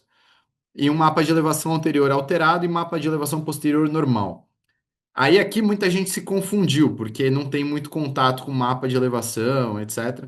E aí fala, nossa, mas está alterado, então eu não vou fazer. Pensa o seguinte, se tem uma córnea normal, você vai fazer a cirurgia, você vai alterar essa elevação anterior e qualquer outro mapa da superfície anterior da córnea. E é esperado que você não altere nada na parte posterior. Se você começou a alterar a elevação posterior, é porque provavelmente essa córnea está ectasiana. Ela não tinha critério para fazer cirurgia refrativa, você foi lá e fez, enfraqueceu, e aí ela começa a ter alteração na posterior também, tá? A outra coisa que pode acontecer, em alguns exames, você pode ter um artefato em que a posterior está alterada no exame, mas ela não está de fato. Isso acho que já é um conceito um pouco além. Se puder passar, Laura, para a gente avaliar o exame aqui. Então vamos lá. Aqui, olhando primeiro essa imagem da esquerda, a primeira imagem, isso é bem típico de quem tratou um grau um pouco mais elevado. Nenhum -3 com -1 aqui. Em geral, isso aqui é um astigmatismo um pouco maior, tá? E que a gente trata essa área central, mas a periferia ela ainda continua, né, com o mapa pré-operatório. Então, você vai ver que tem mais amarelo nessa periferia da córnea. E o centro foi tratado e provavelmente regrediu um pouco do tratamento aí, principalmente do astigmatismo, tá? Então, no centro a gente tem um aplanamento maior, valores menores ali de curvatura, ó, 40, 41, e na periferia tem valores mais altos, tá? E aí muita gente também, até me mandaram depois, se puder voltar só um pouquinho, Laura, por favor. Putz, mas tá bem amarelo aqui embaixo, será que não tá ectasiano, né? Então, para a gente ver isso, é que eles colocaram os outros dois mapas. Quando tem uma ectasia da córnea, seja ela primária, como um ceratocone, uma pelúcida, ou seja pós-cirurgia refrativa, a gente vai ter um afinamento que ele é próximo, principalmente no ceratocone e na ectasia pós-refrativa, que ele é no lugar do maior encurvamento. Então, começou a encurvar e começou a afinar no mesmo lugar. Se a gente pega o mapa paquimétrico aqui, né, a segunda, o mapa do meio, a gente vai ver que o ponto mais fino é bem central na córnea, né, que condiz com onde foi tratado. E não está lá embaixo onde está esse amarelão. Então, esse aqui é um mapa só de um paciente que já passou por cirurgia refrativa e o mapa de elevação posterior aqui também está dentro do aceitável, né? Aí se puder passar para o próximo, né? Então, qual a melhor conduta dentre as abaixo? E aí fica uma pegadinha também, que é dentre as abaixo. Por quê? Porque aqui você poderia. Tem gente que é corajosa, levanta esse flap de 15 anos e trata de novo, né? Não necessariamente precisaria ser um PRK, mas vamos lá. Um LASIK de -1,5 em ambos os olhos. Você poderia fazer. Só que o que acontece? Esse paciente já é presbita. Se você deixar ele plano dos dois olhos, o cristalino dele já não acomoda mais, ele vai reclamar. Para você, vai ser um inferno na sua vida depois no pós-operatório. Aí o PRK de 1,5, menos 1,5 no olho dominante, ou seja, a gente tratar um olho só. Uma boa escolha, porque a gente vai deixar um dos olhos com menos 1,5, vai fazer uma monovisão, né, uma báscula nesse paciente, e aí o outro olho vai enxergar para plano, para longe, e vai enxergar tudo bem. Aqui ele coloca um PRK de menos 1,5 para deixar para plano um dos olhos no olho dominante. Aí entra outra questão que a gente vai abordar um pouco mais no curso, que em geral, a gente deixa o olho dominante para longe e o outro olho para perto. Mas isso não é a regra. Inclusive, tem vários papers mostrando que você pode alternar a dominância e não tem problema nenhum, os pacientes não se queixam disso, tá? E aí, tem dois aqui, contraindicação de retratamento, porque a espessura mínima central tem 557 micras, não faz sentido. A gente pensaria, se esse paciente já tivesse para um grau baixinho, assim, talvez uns 400 e pouco, ali 500 você já ficaria um pouquinho mais de olho, mas assim, 557 está ótimo. E contraindicar o retratamento, porque o mapa de elevação anterior está alterado, também não faz sentido. Obviamente ele está alterado, você já tratou esse paciente uma vez com cirurgia refrativa. Se puder passar, Laura. Aqui é a segunda. Eu achei essas questões assim bem inteligentes. E a prova do CBO, apesar de ainda ter umas decorebinhas, principalmente na teórica 1, ela tem se tornado uma prova que você tem que pensar um pouquinho mais, que você tem que raciocinar e não é só papum, né? Então, mulher de 47 anos com diabetes, e aqui tem uma informação importante, com diabetes, apresenta em ambos os olhos uma pressão de 16 e a câmara anterior estreita, com Van Hayek 2. Agonioscopia sem indentação, observa-se a linha de Schwalbe em todos os quadrantes, e depois da indentação, a malha trabecular sem sinéquias. Aqui é muito importante essa informação também, sem sinéquias.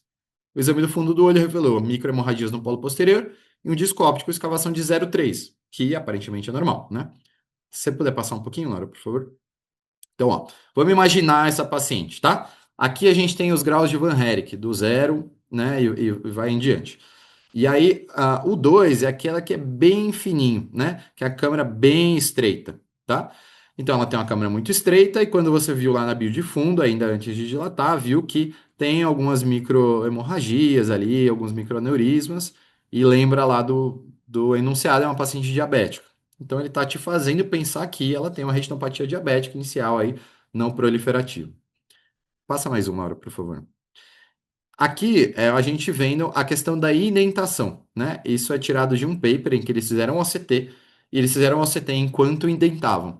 E aqui é uma visão do ângulo, né? Enquanto a gente indenta. E essa é a visão, desculpa, aí, boa, da prova, da apostila do CBO.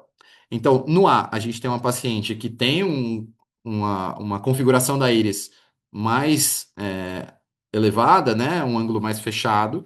Eles fizeram iridotomia, então tem um OCT da região da iridotomia, bem bonito aqui. E aí, se você comparar, ó, olha bem para o ângulo, principalmente nesse cantinho mais à direita, inferior aqui, o como abriu, né? Como a gente tem mais espaço no trabeculado, tá? Passa mais um, Laura, por favor. E aí a gente tem que pensar de algumas coisas, tá? A primeira, os suspeitos de fechamento angular. O segundo, fechamento angular primário e o glaucoma de ângulo fechado. Isso é muito importante a gente saber para a vida, mas para responder essa questão para saber se nessa paciente faz sentido eu fazer iridotomia ou não, tá? Então, suspeita de fechamento angular é quem tem o ângulo fechado, mais de 180 graus, né? Ou seja, eu estou vendo no máximo até o trabeculado anterior. Não dá para ver o posterior, não dá para ver escleral, não dá para ver banda de corpo ciliar, tá?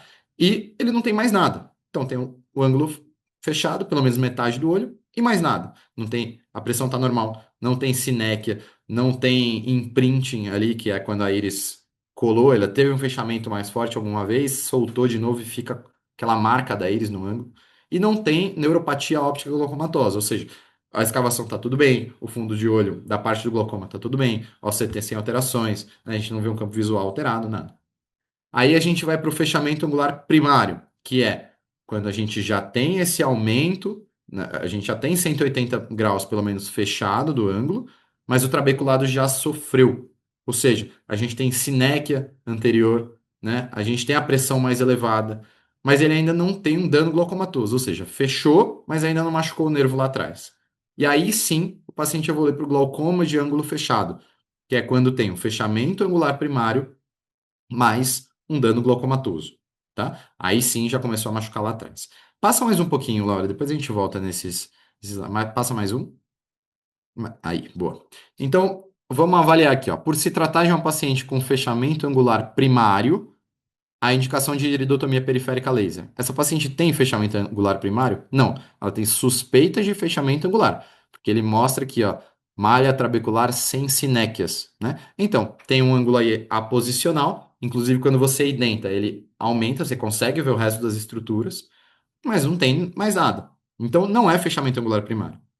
Segundo, como o ângulo é visível à indentação, a indicação de SLT para evitar o desenvolvimento de glaucoma. Não, na verdade, apesar de você conseguir indentar, quando você vai fazer o SLT, você não faz com uma lente que está indentando. Você não consegue acessar aquilo ali. A gente entra em outra seara que também vai ser avaliado nas aulas com um pouco mais de atualizações, porque isso tem caído, que é a indicação de SLT em pacientes que já fizeram iridotomia, que isso era uma coisa proscrita antes, e hoje tem estudos mostrando que se você fizer uma iridotomia, abaixar ali a íris, aumentar o ângulo e fizer um SLT, ele tem boa eficácia em alguns casos. Mas esquece isso para a prova agora, porque ainda não cobraram isso. Terceiro, frente ao risco de fechamento angular primário, pela necessidade frequente de dilatação pupilar, a iridotomia periférica laser está indicada. Excelente. Isso daqui é bom, a gente vai explicar por quê. E o último é, o estudo Eagle mostrou, e aí é outra coisa que eles gostam de cobrar de vez em quando, um estudo de retina, um estudo de glaucoma, esses grandes ensaios clínicos que foram feitos e que nortearam a nossa prática atual. Então, o estudo Eagle mostrou que nesses casos, a retirada do cristalino transparente é mais eficaz do que a realização de iridotomia periférica laser. Aí, volta um pouquinho que a gente vai discutir sobre esses estudos. Mais um pouquinho. Aí. Boa. Então, o Eagle e o ZAP foram dois estudos grandes que eles avaliaram iridotomia e catarata em pacientes que tinham algum tipo dessas síndromes ali que a gente falou, fechamento angular primário, suspeita de fechamento angular ou glaucoma, tá? Mas uma coisa importante é, quando a gente vai ler um estudo, a gente tem que ver em quem foi feito aquele estudo, para que a gente saiba a validade externa dele, ou seja, eu posso aplicar o que foi estudado ali nos meus pacientes? Então, aqui o Eagle, ele vê iridotomia periférica laser versus faco em cristalino transparente nesse tipo de paciente aqui. Uma coisa bem específica, né? Mais 50 anos, sem catarata, ok, até aí. A nossa paciente tinha um pouco menos do que isso, que já tem fechamento angular primário com pressão elevada ou ele já tem glaucoma de ângulo fechado. Então ele está mais para a direita ali naquele nosso slide, né? Já tem um comprometimento, não é a nossa paciente. Então o Eagle não serve para ela. Aí tem um outro estudo, que é o ZAP, que tem, inclusive, um irmão dele que chama Annalise, que eles veem, se eu pegar esses pacientes que têm suspeita de fechamento angular e eu fizer iridotomia em alguns e não fizer em outros, ou no caso do analista, faço no olho e não faço no outro, o que que acontece? Será que realmente faz sentido a gente sair fazendo iridotomia para todo mundo? Né? Então, nesse caso, é suspeito de fechamento angular primário, está lá na esquerda, no comecinho do problema, com pressão menor do que 21, tá? Então, realmente não tem fechamento ainda, tem suspeita, tem só o fechamento posicional. E ele viu que o hazard ratio, né, desse tipo de paciente, se ele não fizer nada, ele já é baixo. Se a gente fizer a iridotomia, ele diminui mais ou menos 50% ali. Então, metade dos pacientes ainda podem ter um fechamento angular, mas a gente está diminuindo o risco relativo, né?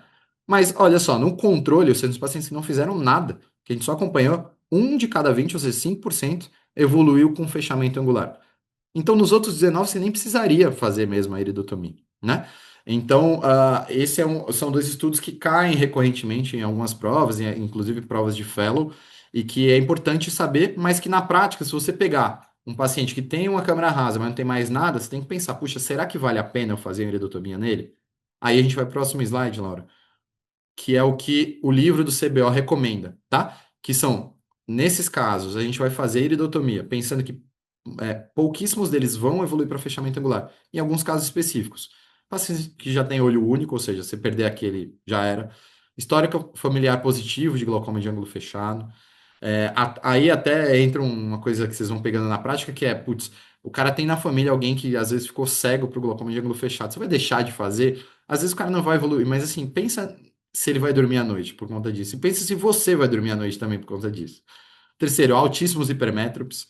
E aí, 4 é o mais importante. Indivíduos que necessitam de exames fundoscópicos repetidos. Então a questão é muito inteligente nisso, porque ele fala, ó, tá com uma retinopatia diabética leve, mas você vai começar a dilatar esse paciente sempre para fazer exame, para eventualmente fazer laser lá na frente, né? Então, se ele vai ficar dilatando toda hora, faz logo a iridotomia para compensar. E aí outras coisas, né? Se você for perder segmento desse paciente, se você for usar alguma medicação aí que seja mais, que possa, né, dilatar a pupila. Então, voltando lá na questão, aí a gente vê que o Eagle não se aplica a esse paciente, que está certíssimo. Um paciente que vai começar a dilatar o olho, é importante a gente fazer iridotomia para prevenir o fechamento, para prevenir que essa paciente que está lá no comecinho comece a ter fechamento angular primário, comece a ter glaucoma de ângulo fechado. Bom, essa daqui é até mais para o Rafa do que para mim, mas paciente que queixa de fotopsias e embaçamento visual agudo no olho esquerdo foi submetido a um mapeamento de retina com desenho a seguir. Então a gente vai ver lá, e isso aqui, não sei se vocês fazem na residência, a gente tem um ambulatório lá na escola que é com o professor Luiz de retinoblastoma, de as criancinhas. A gente tem que ficar desenhando, a nossa função, ficar lá desenhando a retina e tal. E aí, isso daqui significa, esse desenhozinho significa, ele tem uma rotura aqui no olho esquerdo, que está nasal superior, né? Com um descolamento de retina ali inicial, pegando mais ou menos 1 hora de relógio. Então ele pergunta qual a melhor conduta dentre as alternativas. De novo, pegando muita gente aqui. Por quê? Rotura única superior, você vai direto. Bom, vou fazer, né, uma pneumática aqui. Maravilha, tô liso. Só que aí vamos ver as alternativas. Vitrectomia posterior com utilização de perfluorocarbono devido à grande área de retina descolada. Aí era a interpretação do exame aqui, né? O que está azul ou o que está descolado. É pequeno a área de retina. Você até poderia fazer uma vitré, mas... A segunda, fotocoagulação a laser envolvendo a área pintada de azul. Isso é bem discutível, assim, você só vai cercar esse lugar. Mas sim, pelo livro tá recomendado, né? Aí você tem que discutir, putz, é uma rotura única, tal, mas é superior, tem um risco de aumentar, esse laser até pigmentar. Mas enfim, pelo livro tá certo. Terceiro, retinopexia pneumática, que é o que a gente vai direto com gás e posição de decúbito lateral direito. Isso aqui é o que pegou muita gente. Porque imagina isso aqui, ó. Você está vendo o paciente de frente, isso aqui é o olho esquerdo dele, tá? Então a rotura tá nasal. Aí, na hora da prova, você vira a cabecinha para o lado, toma uma bronca do examinador que fica te olhando ali na câmera. Mas você tem que pensar, se você deitar para decúbito lateral direito, o teu olho esquerdo, a bolinha que sobe, né, o gás sobe, vai ficar na área temporal, né? Ficaria aqui onde não está o descolamento de retina. Então não faz sentido essa posição. Você teria que fazer a posição contrária aí, né? O decúbito lateral esquerdo.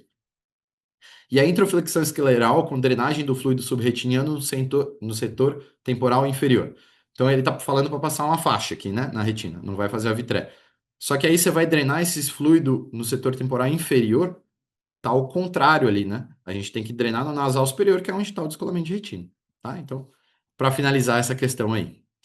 Obrigado, gente.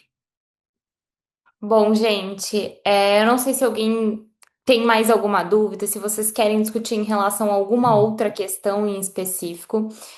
Os meninos abrangeram, acabaram de fazer uma discussão geral em relação a muitos assuntos, se colocaram a discutir estrabismo, outras áreas que até mesmo são áreas que não é a da prática deles, do dia a dia, da prática oftalmológica mesmo, mas acabaram saindo muito bem e deixando muito claro todas as questões que a gente conseguiu discutir hoje.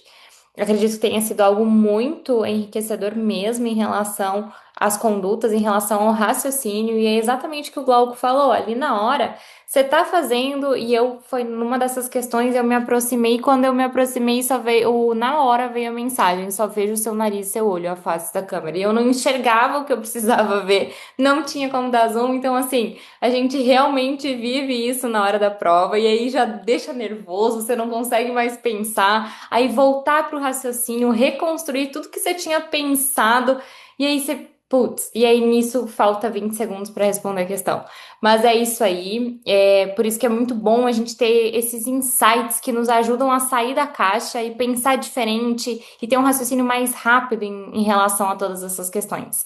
Então, vocês que estão nos acompanhando até agora aqui, deixem as mensagens no chat se vocês têm alguma outra dúvida, alguma coisa, que nós vamos estar à disposição aqui para responder vocês.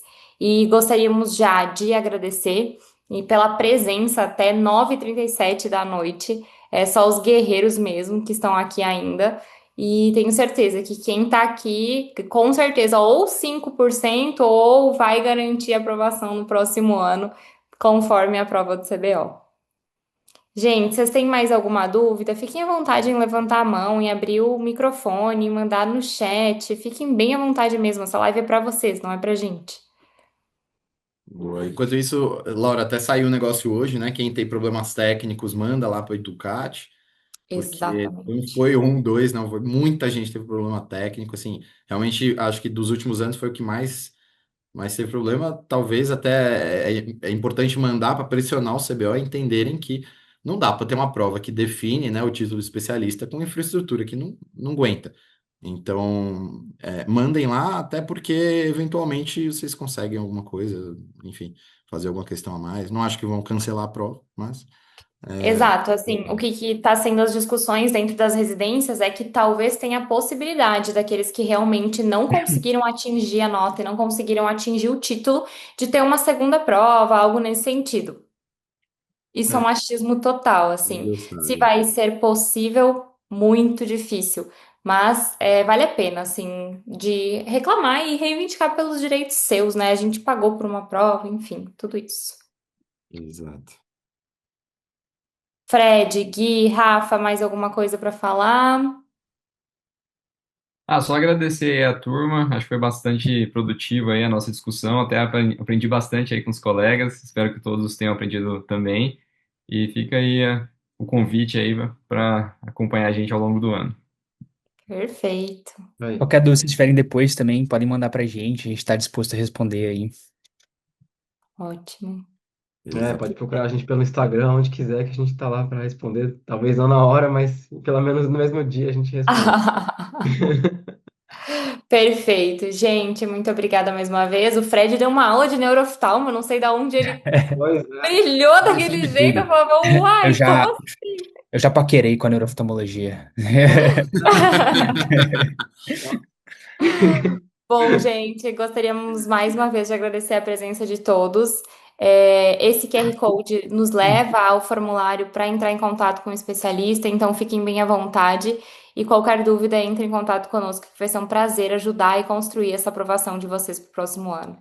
Gente, boa noite a todos, um bom Boa noite, descanso. pessoal. Boa noite, Obrigado, pessoal. valeu. Obrigado Tchau, pela tchau, gente. presença. Tchau, tchau.